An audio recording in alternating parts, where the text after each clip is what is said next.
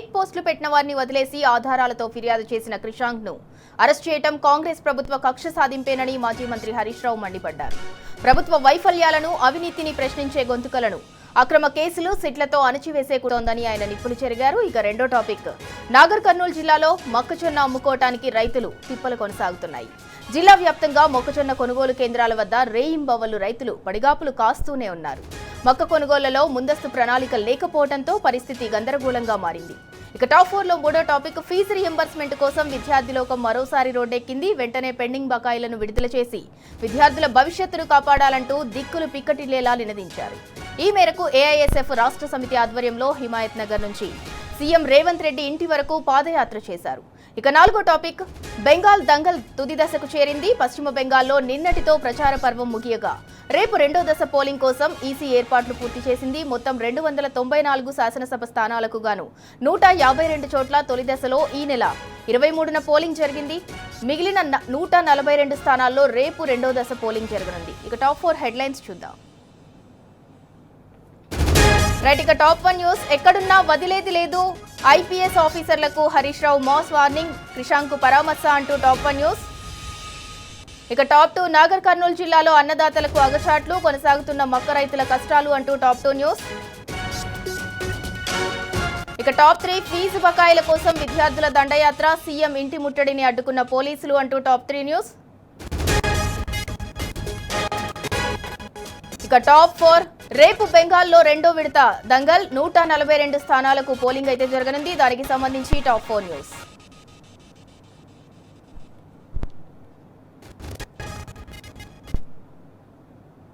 ఇక ఈ 4 అంశాలకు సంబంధించిన పూర్తి సమాచారం మా ప్రతినిధులు యాసర్, శేఖరాచారి, మహేష్, సురేష్ ద్వారా తెలుసుకుందాం. ఇక టాప్ 1 న్యూస్ కి సంబంధించిన డీటెయిల్స్ చూద్దాం. ఫేక్ పోస్టులు పెట్టిన వారిని వదిలేసి ఆధారాలతో ఫిర్యాదు చేసిన క్రిషాంక్ ను అరెస్ట్ చేయడం కాంగ్రెస్ ప్రభుత్వ కక్ష సాధింపేనని మాజీ మంత్రి హరీష్ రావు అన్నారు. ప్రభుత్వ వైఫల్యాలను, అవినీతిని ప్రశ్నించే గొంతులను అక్రమ కేసులు, సిట్లతో అణిచివేసే కుట్ర జరుగుతోందని ఆయన ఆరోపించారు. కొంతమంది ఐపీఎస్ ఆఫీసర్లు బెంగళూరు ప్రైవేట్ హ్యాకర్లను కమాండ్ కంట్రోల్ రూమ్ లో కూర్చోబెట్టి బీఆర్ఎస్ నాయకుల ఫోన్లు, ఇళ్ల ముందున్న సీసీ కెమెరాలను హ్యాక్ చేస్తున్నారని హరీష్ రావు దుయ్యబట్టారు. చట్టవిరుద్ధంగా పనిచేస్తున్న ఐపీఎస్ ఆఫీసర్లను రేపు రిటైర్ అయినా సరే వదిలిపెట్టే ప్రసక్తే లేదు, విచారణ జరిపిస్తామని ఆయన హెచ్చరించారు. రైతులు కొనుగోలు కేంద్రాల్లో పడిగాపులు కాస్తుంటే రేవంత్ 100 కోట్లతో ప్యాలెస్ కట్టుకోవడంలో బిజీగా ఉన్నారని విమర్శించారు. సన్నవడ్లకు బోనస్ ఇస్తారో లేదో సీఎం తేల్చాలని, 5-6 కిలోల తరుగు తీస్తున్నా ప్రభుత్వం ఎందుకు పట్టించుకోవటం లేదో చెప్పాలని హరీష్ రావు డిమాండ్ చేశారు. సంగారెడ్డి కంది సెంట్రల్ జైల్లో రిమాండ్లో ఉన్న BRS social media convener Krishank ను మాజీ మంత్రి హరీష్ రావు పరామర్శించారు. ఆయన వెంట సంగారెడ్డి ఎమ్మెల్యే చింతా ప్రభాకర్ తో పాటు పలువురు బీఆర్ఎస్ నాయకులు కూడా ఉన్నారు.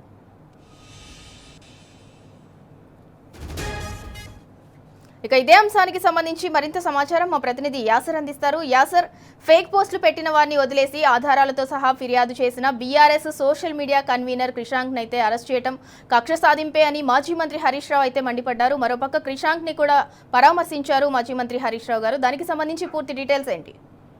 సింధురా, కాంగ్రెస్ ప్రభుత్వంపై మాజీ మంత్రి హరీష్ రావు తీవ్ర స్థాయిలో ధ్వజమెత్తారు. ఏదైతే అక్రమ కేసులో కంది జైలులో రిమాండ్ ఉన్న BRS social media convener Manne Krishank తో పాటు 7 పార్టీ కార్యకర్తలతో మాజీ మంత్రి హరీష్ రావు ఇవాళ ములాఖాత్ అయ్యారు. ఆయనతో పాటు ఎమ్మెల్యేలు చింతా ప్రభాకర్, మాణిక్ రావుతో కలిసి కంది జైలుకు వెళ్లి క్రిషాంక్ ను అయితే మాజీ మంత్రి హరీష్ రావు పరామర్శించారు. ఏదైతే కంది జైల్లో బయట కూడా పెద్ద ఎత్తున బీఆర్ఎస్ మద్దతుదారులు వచ్చి మద్దతు తెలిపిన పరిస్థితి ఉంది. క్రిషాంక్ ను పరామర్శించిన అనంతరం మాజీ మంత్రి హరీష్ రావు కాంగ్రెస్ ప్రభుత్వంపై అయితే నిప్పులు చెరిగారు. కాంగ్రెస్ క్రిషాంక్ ను అరెస్ట్ ను పూర్తిగా రాజకీయ కక్ష సాధింపు చర్య అన్నారు. ప్రజాస్వామ్యంలో ప్రశ్నించే స్వరాలను అణిచివేయడానికి అసమర్థత ప్రభుత్వం ప్రయత్నిస్తుందని ప్రధానంగా ఆరోపించారు.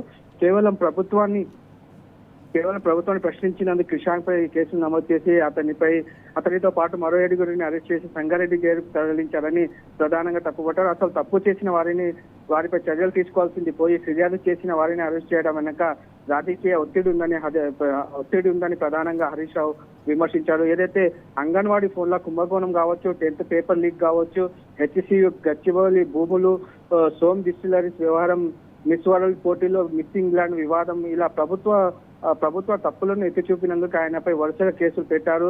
ఇది కేవలం కక్ష సాధింపు మాత్రమే అని హరీష్ రావు అన్నారు. మరోవైపు కాంగ్రెస్ దురాగత పాలనలో భారత పౌరులకు ప్రశ్నించే హక్కు లేదా, ఇదేమి దుర్మార్గ పాలన అని ప్రధానంగా హరీష్ రావు అయితే విమర్శించిన పరిస్థితి ఉంది. గతంలో లగచర్లలో గిరిజనులపైన, మెదక్ సంగారెడ్డిలో మా నాయకులు బీఆర్ఎస్ నాయకులపైన అక్రమ కేసులు బనాయించారు. రేవంత్ రెడ్డి ఇలా కేసులు పెట్టి మళ్ళీ గెలుస్తాననుకుంటే అది హిట్లర్ను మించిన మూర్ఖత్వమే అని హరీష్ రావు అయితే వ్యాఖ్యానించారు. ఏదైతే రేవంత్ రెడ్డి ఎన్నికలకు ముందు 6 గ్యారంటీలతో పాటు 7వ గ్యారంటీగా ప్రజాస్వామ్యం కల్పిస్తామని చెప్పి నేడు నియంత్రణలు వ్యవహరిస్తున్నాడని తప్పుపట్టారు. ప్రధానంగా హరీష్ రావు ఇదే తరుణంలో కేసీఆర్ అటు బీఆర్ఎస్ నాయకత్వంపై ఫేక్ పోస్టులు పెడుతున్న వారి గురించి పోలీసులకు ఆధారాలతో సహా ఫోన్ అప్పగించి క్రిషాంక్ ఫిర్యాదు చేశారు. కానీ తప్పు చేసిన వారిని వదిలేసి కంప్లైంట్ ఇచ్చిన క్రిషాంక్ ను అరెస్ట్ చేయడం అత్యంత దుర్మార్గం.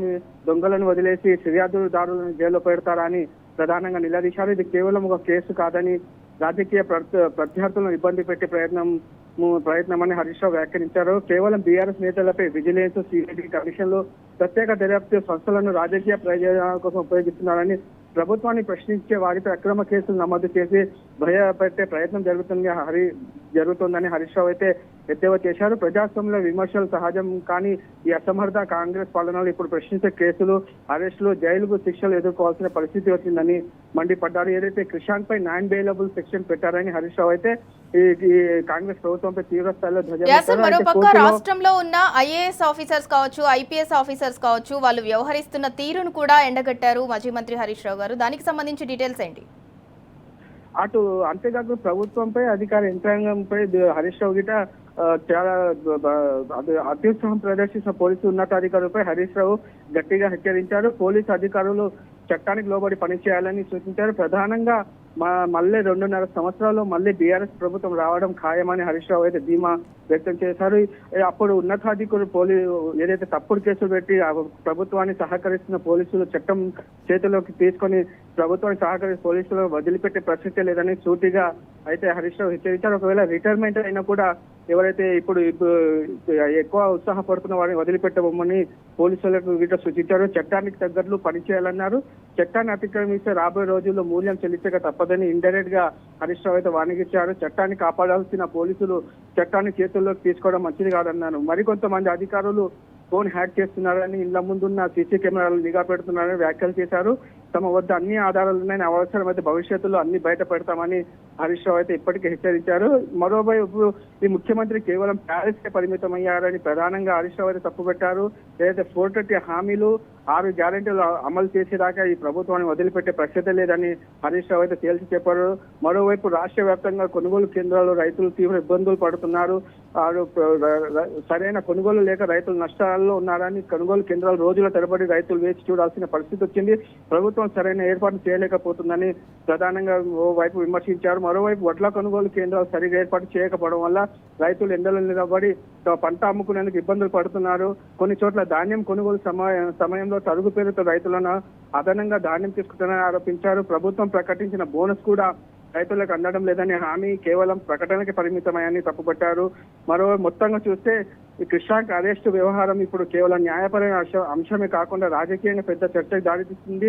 కాంగ్రెస్ అక్రమ అరెస్టులను యావత్ తెలంగాణ ప్రజలు గమనిస్తున్నారు. కాంగ్రెస్ దుర్మార్గాలను ఎండగడుతున్నారు. క్రిషాంక్ పై పెట్టిన అక్రమ కేసులను వెంటనే ఎత్తివేయాలని హరీష్ రావు డిమాండ్ చేశారు. మళ్ళీ పీటీ వారెంట్లు వేసి ఇబ్బంది పెట్టాలని చూస్తే మాత్రం చూసి ఊరుకోబోవు అని హరీష్ రావు అయితే గట్టిగా హెచ్చరించారు. సుందర రైట్, థ్యాంక్ యూ సార్. ఇక మొత్తానికి ఫేక్ పోస్టులు పెట్టిన వారిని వదిలేసి ఆధారాలతో ఫిర్యాదు చేసిన BRS social media convener Krishank అయితే అరెస్ట్ చేయడం కక్ష సాధింపేనని మాజీ మంత్రి హరీష్ రావు అయితే మండిపడ్డారు. ప్రభుత్వ వైఫల్యాలను, అవినీతిని ప్రశ్నించే గొంతులను అక్రమ కేసులు, సిట్లతో అణచివేసే కుట్ర జరుగుతోందని అయితే ఆయన నిప్పులు చెరిగారు. మరోపక్క కొందరు ఐఏఎస్లు, ఐపీఎస్ ఆఫీసర్స్ అయితే వ్యవహరిస్తున్న తీరును కూడా ఎండగట్టారు. మరోపక్క అక్రమంగా అరెస్ట్ అయిన క్రిషాంక్ ని కూడా మాజీ మంత్రి హరీష్ రావు పరామర్శించారు.